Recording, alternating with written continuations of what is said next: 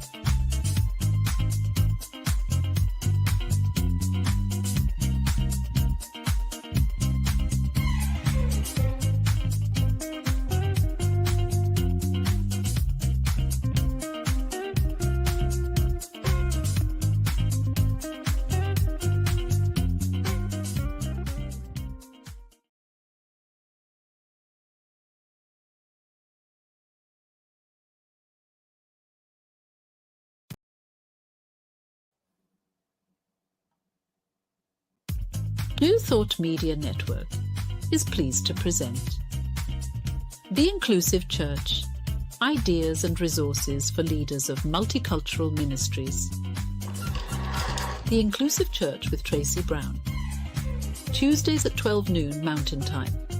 Join Tracy and her guests as they go deep and share practical tips and resources you can use in your ministry.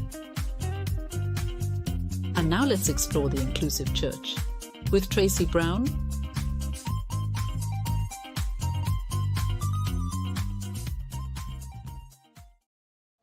Hey everybody, Tracy Brown here, and you are with me today for the Inclusive Church. I'm so glad that you are here, whether you are watching live or whether you are watching the recording. A couple of reminders that I love to share at the beginning of every show. Number one, when I am saying inclusive church, I am not talking about a building. I am not talking about going to a certain building or a specific denomination. I'm talking about the reality that a church is a gathering of people who are exploring spiritual principles and ways of life together. So I am reclaiming the word church, meaning it's the people, not the property. And so as we talk about ideas and resources for leaders of multicultural ministries and of churches, I'm talking about anyone who is a leader in an environment where you are bringing people together to explore how to take spiritual principle and apply it in our human experience. And the second reminder is related to that. I am hoping to reach and intending to reach all kinds of leaders. So for those of you who, when you hear the word leaders of multicultural ministries, you hear that phrase and you think, oh, the leader of a ministry would be a minister. That sometimes is true. But even in small ministries, the minister, if there is one, is not the only one who is a leader. So this show is intended to reach anyone who is leading or guiding or supporting the ministry in a visible way, especially if what they are doing has an effect or an impact on other people who are part of that ministry. So you could be a leader as a volunteer who leads a team of greeters, or you could be a leader who is someone serving on the board of directors or the board of trustees. You might be a leader who, even though you're not leading a team, you are actively engaged in participating in and influencing or inviting others to participate in the programs and events that that ministry is hosting. And of course, you can be a leader if you are writing a check or paying a tithe that actually is critical for that ministry to continue and to grow and to serve others. So I always like to start with that because, language is really important. And we make a lot of assumptions based on what's in our own mind. So I want us to have the same idea in mind. Welcome, welcome, welcome. Now, if you've been a regular viewer, then you know that some weeks I have a featured guest, and other weeks I simply focus on a key concept or a set of resources and share them with you. But today I am delighted that I have a featured guest, and my featured guest is Reverend Dr. Michelle Medrano. 3 random facts about Michelle Medrano. Number one, and it is the one that most of you, if you know anything about Dr. Michelle, then you already know she is a lead minister at Mile High Church in Lakewood, Colorado. And that's no small thing, because my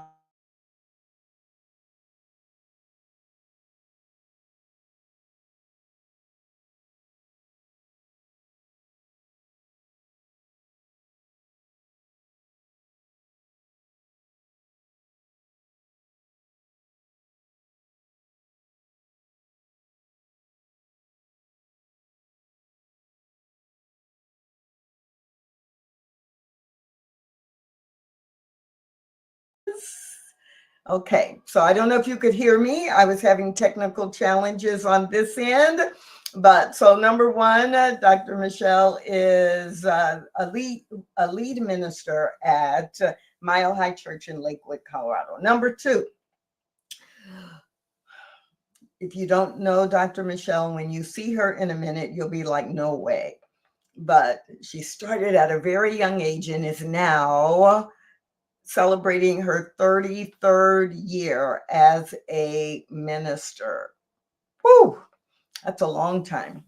And fact number 3 is that Dr. Michelle may not know this, but it is a fact that she has inspired me and has served as an inspiration and a role model for ways to be in service to our denominational larger organization, Centers for Spiritual Living. And I think it's very cool that someone who is significantly younger than I am has served in so many positions in so many different ways, and the way that she shows up gets to, on a regular basis, inspire and motivate me to continue to be in service as well. So those are 3 random facts about Reverend Dr. Michelle Medrano. Let me get her into the room. Hey. Hi, Tracy. How are you? Great. That was a very lovely introduction. Thank you very much. So I'm curious. So when I was clearly having technical difficulties on this end, what was happening on your end and the viewers' end? You froze as you were saying, and you were saying something about Mile High, and that's not, and then you froze, and then you came back, within about less than a minute, I think. So. Yeah. Okay, great. So viewers beware. This is a live show, and we are having some technical difficulties here in Dallas, Texas. I don't know what's going on with my internet service provider or why they chose this time of the day on this day to have some ripples, but just know you're watching live and anything can happen and you're in the right place. And I'm so glad you're here. You may leave me unsupervised. That's dangerous. Ooh, yeah, we better be careful about that. Yeah. Mm-hmm. So first, Michelle, thank you for saying yes. And I'm going to give you a choice of a couple of questions. One question is, why did you say yes? Like, what made you say yes to doing this show? The other would be just, how do you, when you hear that phrase inclusive church, what does it mean to you? So you can answer either one or both. Well, thank you. I always appreciate invitations to be on podcasts with wonderful people like you. And honestly, when I saw the invitation, I thought, oh, I really love hanging out with Tracy and getting to talk with her. So I went and signed up for the podcast. And then as I saw what your podcast was about, I thought, whoa, okay, this is an interesting topic. And what do I want to say about that? Or what might be something I could bring to it? And I wasn't really sure until the last couple days as I've been contemplating being here with you. A number of subjects have come up for me and how I see inclusive church. And I loved how you described your definition of church. I loved that that includes any and all groups of people who are gathered together for that spiritual experience, that opportunity to grow together, because that can be a study group, a book club, a 12-step group. It can be a group of people in a church. And I agree, any denomination. And how we are inclusive is an interesting topic. And I think it means in my heart to do our best to be sure that all people who feel called to be there and feel a sense of belonging there can be included to the highest degree possible. And it's not just about handing out welcome packets and being sure that everybody has a conversation or all that stuff that we know is part of the welcome process.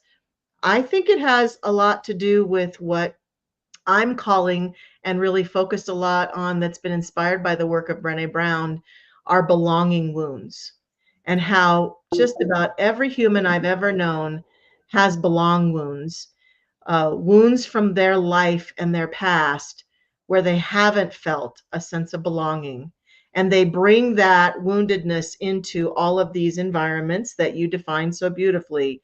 And those can come from all sorts of experiences. And part of being an inclusive church, I think, has to be the inclusion and acknowledgement of this. And how do we help people resolve and heal their belong wounds so that they can find out where they really belong, even if it's not in our group or our church or our setting, but that we can help people's hearts really let go of that sense of, I'm not worthy, I don't belong here. And at the core of it, as Brené Brown says, it's shame. It's a feeling of shame. Now, it looks a little like you froze again because you're just sitting there smiling at me. So I'm not even sure if we're connected right now. But I am going to wait till Tracy comes back to responding. I was looking up Brené Brown's work to kind of support this conversation and what I just said about how shame is at the core of our belong wounds. And so in Daring Greatly, Brené says, shame is the fear of not being worthy of connection and belonging. It's the fear that you are not enough and will be rejected for your weaknesses. It overtakes the prefrontal cortex and initiates your flight or fight response. And so the thing I think we forget about these church environments is that when we come into them, when we step into them, we maybe have an expectation that everyone we come in contact with will be nice, will treat us special, will behave at the highest level possible. We have this very high level expectation of people in these spiritual environments. And we forget that we and they are bringing their entire life experience into that setting. And therefore, a huge part of why we come into these settings is to help each other heal on this journey of belonging. And what's really interesting to me is I have a lot of discomfort with the term belonging, even though it's gotten to be really popular when people talk about diversity and equity and inclusion and belonging now. And then it's gotten even more popular thanks to, as you said, Brene Brown. And I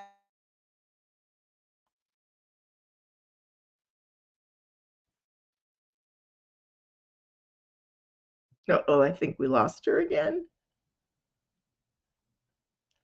Of course, I think she was about to say something really profound, and I would love to hear that perspective. So I'm just going to wait. There you go. You're back. Well, and I could hear you, but obviously I could see that you couldn't see me. Yeah. So we've got some we've got, member with us today, and we've got Shay, and we've got Anita, and and we've got a dozen other people. Like, we've got folks on 1, 2, 3, 4, 5, watching on 5 different streams. So Awesome. you are having the experience of AT&T not being sure what it wants to do here today. But yes, just that we do have wounds. Yes. So we can't assume that what would make me feel like I belong is what's going to make the next person or people from another identity group belong. We have to ask them. We have to involve them in the process of creating a community where belonging is our cultural norm.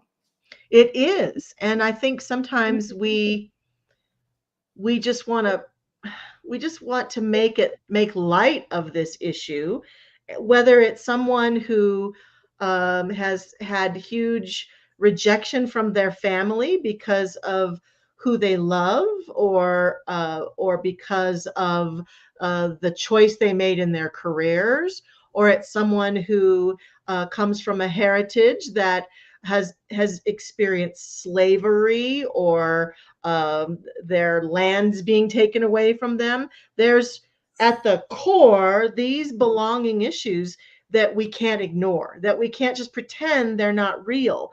And pretending that they're not real is part of how people don't feel they belong.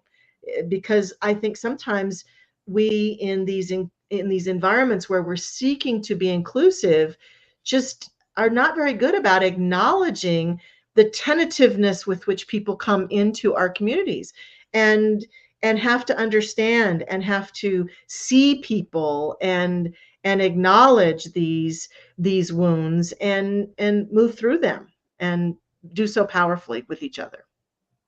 Yeah, as you were describing that, the example that came to mind in my own personal experience that happened more times than I can count on my 2 hands, of people in a spiritual community. So, I have a higher expectation, I think, of people in spiritual communities than kind of out in the world.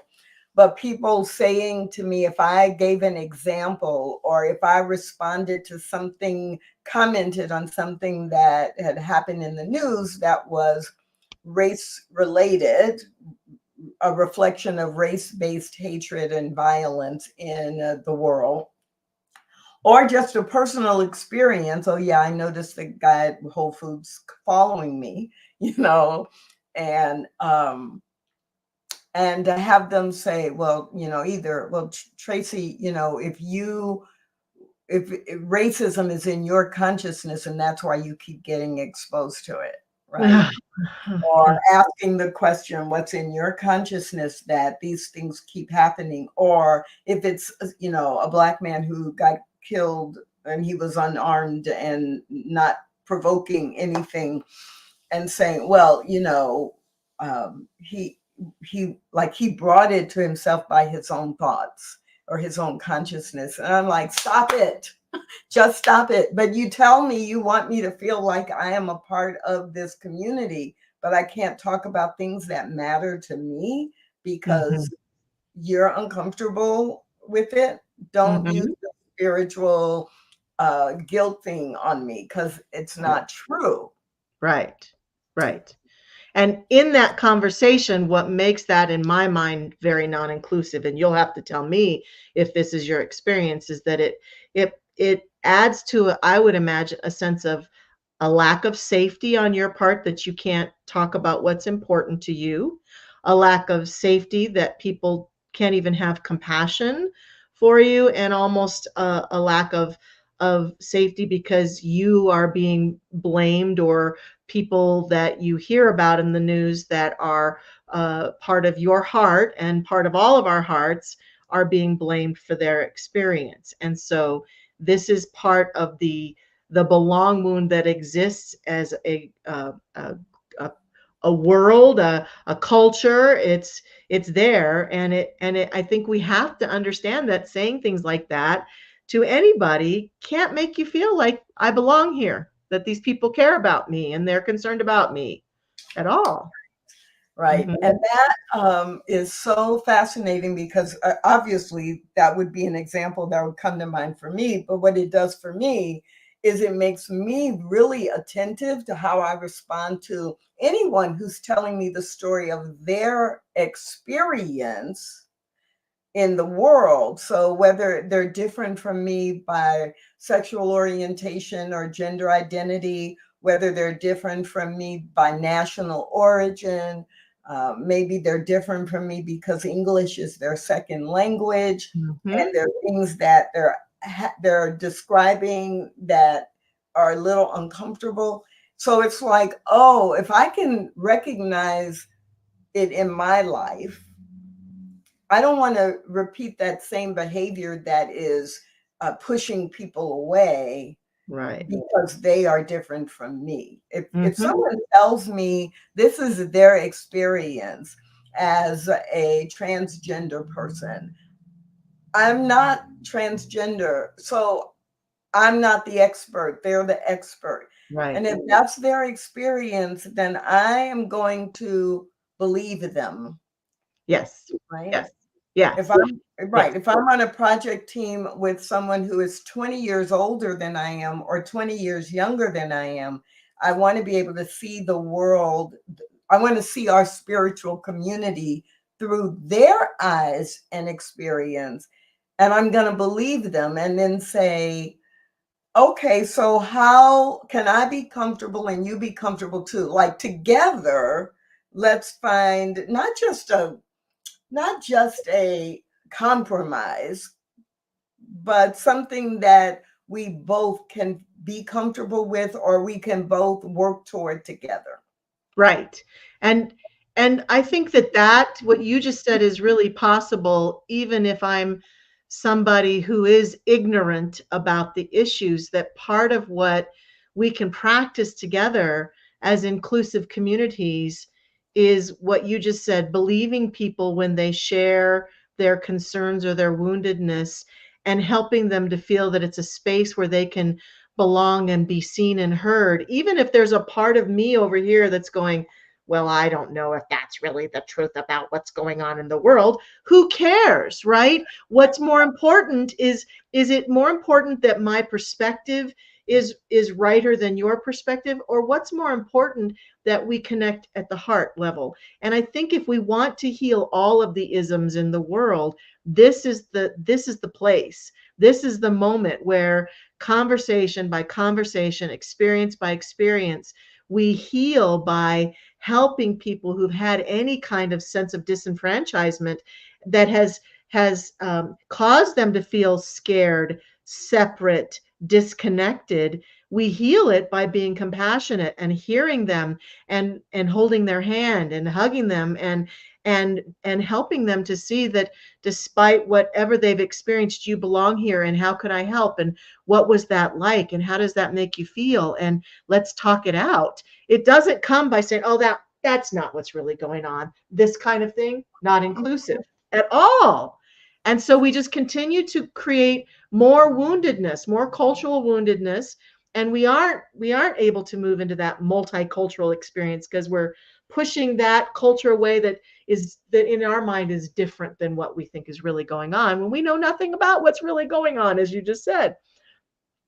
Yeah. I laugh sometimes because I have attended events and I have participated in programs and all kinds of things in so many different environments.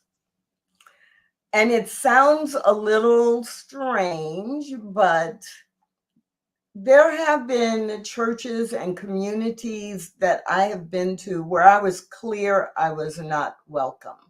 Not always based on race, right? So just in different ways, I was clear that I was not welcome. And I would rather go to some of those places because the boundary is clear, right? You can come to service, but you cannot be a leader here.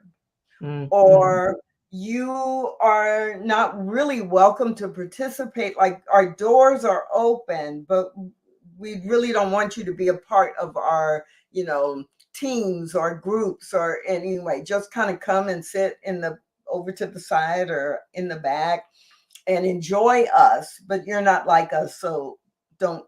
I can get more out of being at that event or service knowing the boundary is clear than going someplace that says we welcome everyone or we are committed to inclusion, but in their behavior I'm getting all kinds of messages that either they don't know how offensive they are being or they don't care. Right. And it's just the performance of having the right flags outside or having the right line on their bulletin that says all are welcome here, but they don't mean it. Because that mixed message is what creates the frustration. It is. Sure. Right. Sure. So I can think of a number of places and I'm thinking of one particular church that I used to visit at least once a quarter because I loved the music and I loved the energy of it. And it was a big mega church and there was so much, like it just felt good to be around all those people praising and worshiping God. But the denomination, right, the message was so different from what I actually believe. I spent a lot of time translating during the service, like in my mind during the metaphysical translation of what they were preaching or teaching. But I knew I was going to do that when I pulled into the parking lot. I knew that the theology was going to be different, but I was going for the uplift energetically and the practice of being able to translate my metaphysical understanding to be in conversation with people who had a different understanding. Because I have family members I need to be able to talk to about, right? Or I have friends. And so it's like, okay, just be clear. So don't say it. Do not say you're inclusive if you're not going to do the work. Sure. And I think part of what you're talking about feels to me a little bit like clear boundaries. Another thing that Brené Brown says often is clarity is kindness. And so if you are going into these environments and you know what the boundaries are, that clarity is great. Even we've talked about this a lot in my community and other communities I've been involved in. even in our community where we say everyone is welcome, we occasionally have someone come in who's suffering from a mental illness, or who and is having a hard time being appropriate in a group of people. Someone who comes in and wants to do violence to us. No, they're not welcome, and we are not going to be rude and horrible to them, but we are respectfully going to eject them with love out of the space. We might have to get first responders to help us, or there's a particular part of our police department here locally that is helpful in the case of people who are experiencing a mental breakdown or illness, and we can call upon them for support. So they're welcome there, but we're going to find where they need to get help. So we have to also know everyone is welcome here, but we do have some boundaries about what that really means. And I just think that sometimes people take those boundaries way too far. Everyone is welcome here, but then we project our own boundaries. I remember in my center in Arizona, a lesbian couple came to me after service, and they shocked me because they said they came in to sit down in this community that I felt we were very inclusive, and they went to go sit in a row, and another couple, a heterosexual couple, was sitting there, and the heterosexual couple turned to them and said, "This row is only for heterosexuals. You have to sit in the back," and tried to tell these two women to sit in the back. And I was aghast. Yes, I just could not believe that anyone in our community had said that to these women. And I apologized profusely and encouraged them to come back. I don't think they ever came back, and I don't blame them.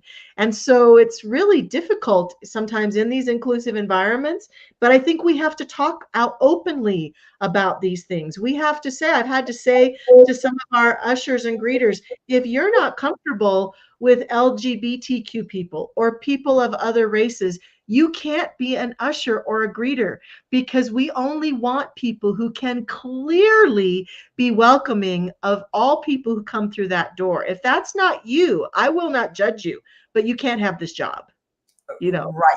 There are some requirements, and I don't love what happened to Shay, but No, yeah, me like neither. when you Yeah. feel energetically, you can feel. Sometimes people will say, "Well, I didn't say anything."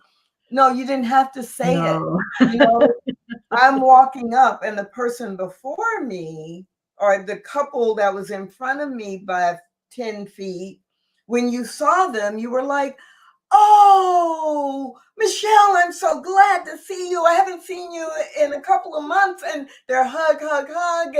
And I'm coming up now. I've caught up, and I'm waiting, observing this. And then Michelle walks on, and the greeter says, "Oh, hi, here's our service. Have a seat." Mm-hmm. I'm like, no, energetically, you didn't say anything wrong, but Mm-hmm. energetically, you said, "These people who I know get all of my love and energy," and you Right. like, "Yeah, come on in, Yeah. whatever." Yeah. Yeah. That's, and I think that happens a lot in these inclusive environments too. Yeah. Yes, And I and also think I have to watch, I'm going to say this may be hard for people to accept, but here's my experience. I have, for most of my adult life, been a heavy set woman. And I have wounds about that. I've had wounds where I felt I was teased and tormented and bullied about it. I was made wrong about it. And so there are some times where I have to watch that belong wound in me, because I will walk into an environment, and I'm not saying that's what happened with the greeter that you're talking about, but there are other stories that I have where I have made up a story like they're rejecting me because I'm not thin. And then I have to watch the conversation launch right into my mind, and I have to really ask myself in certain moments, could it be that maybe they just got distracted? Could it be? And I have to play those scenarios over again in my mind, because otherwise I will disenfranchise myself based yes, sometimes on my own assumptions about what was going on in a situation. And yes, people are ignorant and they make horrible mistakes like we've just talked about. And sometimes I'm in a space where my own woundedness keeps me from connecting and keeps me from feeling a sense of belonging. And it can be about anything that I'm sensitive about. Right. And we do have to train ourselves. So when I'm doing, workshops or webinars and I'm doing skills-based training, one of the pieces often is like monitor the story in your mind, right? Mm-hmm. And then the question becomes, what else could be true? Right. Right. I often encourage people, play the what else could be true game. Mm-hmm. And take the exact same set of circumstances or the same condition or the same series of things. And what's your automatic story? What's the assumption that you're making about this? Right. Yes. Now, what else could be true? Don't change any of the people. Don't change any of what happened, what literally happened. But what else could be true? And I challenge people to make up 3 stories. Yes. 3, what your first gut reaction is. What else could be true, number 1? What else could be true, number 2? Because by the time you do that, then your brain is like not locked onto the first story. Yes. Yes. Right. And then you start looking for patterns. So unless someone is blatantly discriminating, Yes. then it's like, okay, you can't tell from one encounter. No. And then even if I've noticed that as I've healed with it, then even if I'm in a place where I suspect someone is rejecting me or ignoring me because of some issue that is in me, it doesn't impact me near as much, because then the more I heal it, the more I go, well, that's on them. They're missing an opportunity to connect with me, and that's on them. So I feel like what we're talking about here, Tracy, is this both and approach, that being inclusive in these environments has all to do with all of the mechanics we were talking about earlier, about working with people to help them heal this, and then also actually each one of us doing our healing work so that we can show up more centered in these environments. And even when those moments happen, as long as they're not blatant or violent, that sort of thing, there are these interactions between people, we're not as reactive to it. We're able to facilitate. We get to a point eventually where we can facilitate ourselves in just the way you're talking about, into a greater sense of healing and anchoring, and that we don't then lose ourselves or betray ourselves in the process of these moments when there are mishaps and missteps and people do say things that are insensitive and challenging to us. So it gives us an opportunity to really, really be more inclusive. And I think every time we can do both of these things, we're forwarding all this healing and making a more inclusive world. Like the kingdom of heaven on earth is an inclusive kingdom. It includes all. It includes every being, every expression, every person, and their unique beingness. And that the more we can do that individually and collectively, the more we usher it forward on the planet. And that's really what I'm about. That's the future that I see on this planet, for sure. And what a beautiful future that is. Yes. Yes. Oh. Yeah, I can imagine it and feel it and want to have it. So part of that, and it's come up 2 or 3 times in our conversation, how important it is for us to know ourselves and to know who we are and to know what things might trigger us because we've had an experience or a woundedness, that even though we may have been working to heal it, certain conversations can still tap it, right? Right. Tap it and bring it forward. And for me, I know, I've done so much work around this that it's really kind of challenging to tap into woundedness from a perspective of race-based hatred and violence. But because I know it, because I know about it and I know how it's affected me, I am still alert for not letting that affect others. Right. And to be able to relate to others. So I'm just curious if there are things you mentioned. One, just our whole societal imagery around weight and physical image. Yes.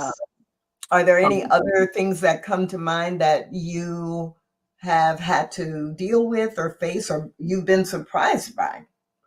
Yes, I have a father who has a heritage of a Hispanic heritage. And then my mother's side, somewhat more like European. Uh, my father's side of the family, here, I didn't know this for a long time, lived in a small town. My grandfather was kind of the town drunk, the alcoholic who would drink at all the bars. And there were 9 children in the family, and 7 of those children were boys. And some of them were really good. Like my one of my uncles was like a police officer in Colorado Springs, an investigative police officer, and another one was one of the biggest con men and spent most of his life in jail. And because they were all Hispanic, the family, the boys especially, experienced a lot of racism, some violence, some certainly bullying. There was a lot of challenge in that small town accepting the influx of Mexicans into town. And so they never felt welcome, and they always felt that they were in danger. And either it was their reputation or even, as I say, physical danger. So when my father had us children, he decided, because we had this European heritage and didn't look as brown skinned as he and his family did, that he would not tell us anything about our Mexican heritage. So growing up, I was told that I was German Italian mostly, and our name is Medrano, and that's my maiden name, but he made us pronounce it Medrano. So all my life growing up, I was Michelle Medrano. And that alone was not helpful, because there was some thing called Drano. You put down the drain to clean your drain. So that was not fun. And I went into middle school and I decided to take Spanish. And I went into middle school, and that day we all had to introduce ourselves, and they called me Shelly at the time. And so I proudly said, my name is Shelly Medrano. And I remember the teacher kind of looking at me like those, you know how a dog looks at you like, oh. And later she pulled me aside and she said, I would like to talk with you because I don't think you're pronouncing your name correctly. And she told me, I believe you likely are Hispanic and your name is pronounced Medrano. And I went, what? And so I went home and I said to my father, Daddy, are we Mexican? And he got all flummoxed and upset. And he finally, I pushed him on it and pushed him on it.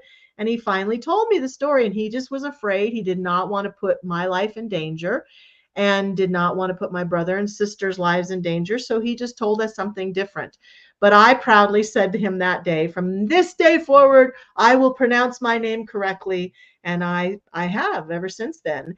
And it was quite an interesting experience, because I did not embrace my cultural heritage. Like when I got out of high school, I would get offers that just came in the mail automatically for scholarships or monies for people who are discriminated against, who are minorities. I never thought of myself as a minority, and I felt guilty even taking advantage of any of these opportunities, because I didn't feel like I was deserving of them. And it was very challenging to deal with this. And every once in a while, I would come across someone who would see my name and know that it was my maiden name and recognize, and, oh, you're a fellow Latina. I see you're Latina. And I could kind of feel this tribe. But then I got hired at Target, my very first job when I was 16. And I was so proud.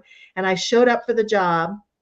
And that first day on the job, I noticed everyone had a Hispanic surname, whether they Uh-huh. were actually Hispanic or not. Some of them had been hired because they married someone who was Hispanic, white girls with the name Martinez or whatever.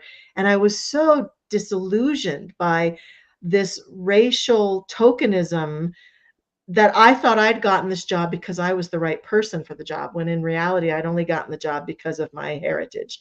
So it's really been an interesting dance for me. And years later, my Spanish teacher, when I was at Mile High Church one day, this little lady came up to me and she said, "I don't know if you'll remember me, but not my name is Mrs. Young, and I was your Spanish teacher in middle school." And I just started crying. And I said to her, "You changed my life because you gave me back this aspect of my heritage that had been lost to me, that I didn't even know existed."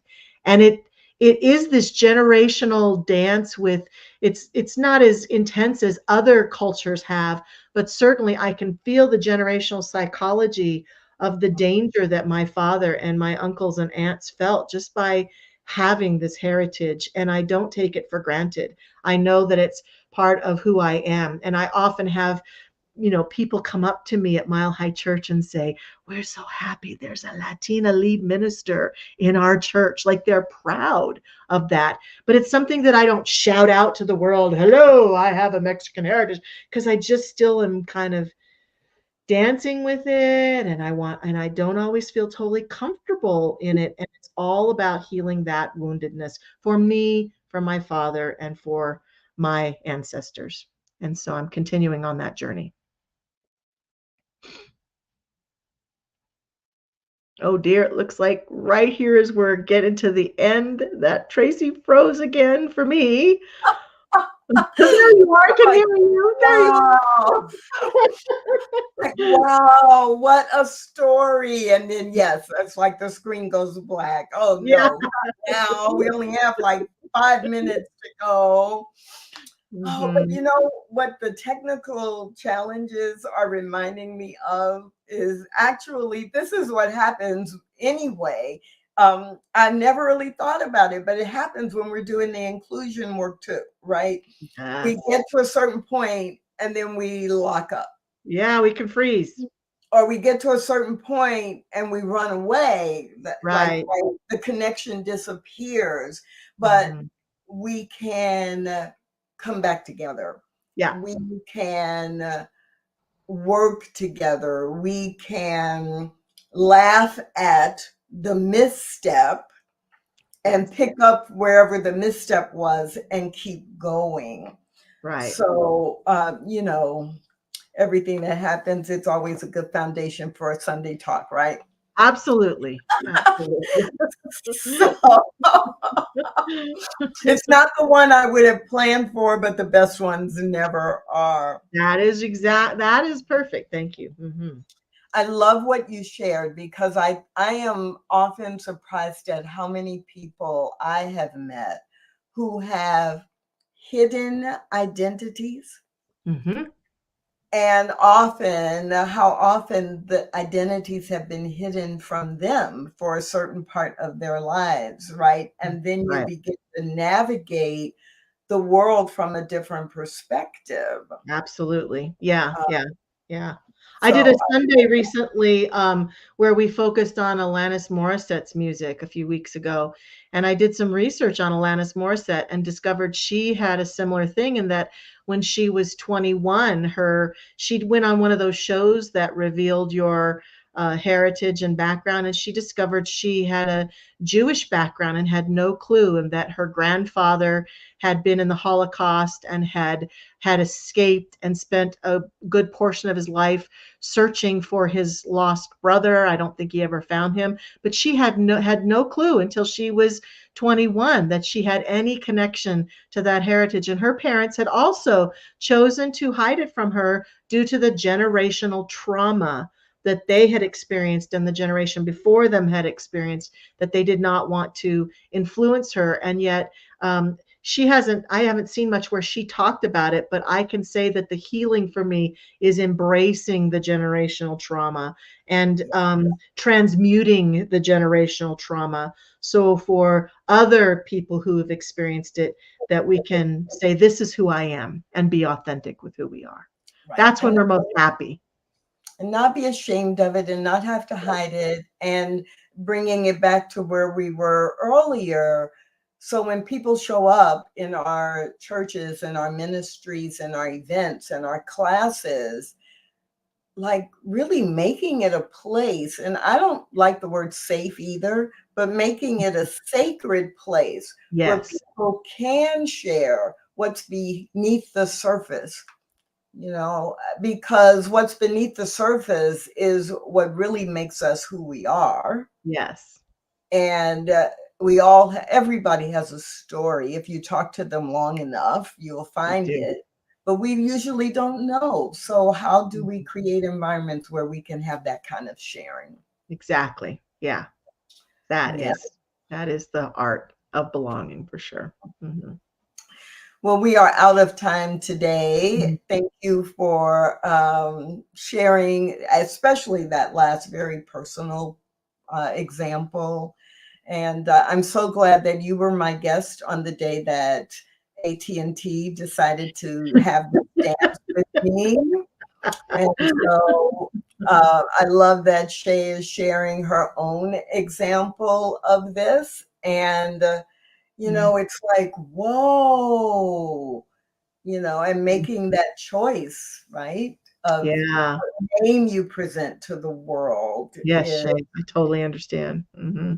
Yeah, but like Shay, if you didn't share this, right, I would have no way of knowing, like just by looking at you or just interacting with you here on New Thought Media Network. And so everybody has something beneath the surface that might surprise us or that we won't understand unless we create opportunities to share, or we don't have to have people tell us their story to be respectful of them. Exactly. Yes. Yes. I don't have to know everybody's story. I just have to know there is probably a story, and we're here to come together in a way that's respectful and we all grow. Yes, exactly. Beautifully said. We have no more time on this episode of the Inclusive Church. I'm so glad and so grateful for you, Dr. Michelle. Thank you, Tracy. I'm so grateful for you, and I've loved this conversation. Thank you for allowing me to join you. Hey, everybody else, just join us every Tuesday at noon Mountain Time for the Inclusive Church. It is a conversation that is always ongoing about what we can do, what ideas there are, and what resources are available to you if you want to be part of a community that is inclusive, representing the spiritual principles of love, unity, and harmony. My name is Tracy Brown, and I will see you next week. Thanks for watching The Inclusive Church with Tracy Brown. Join us again next week at 12 noon Mountain Time.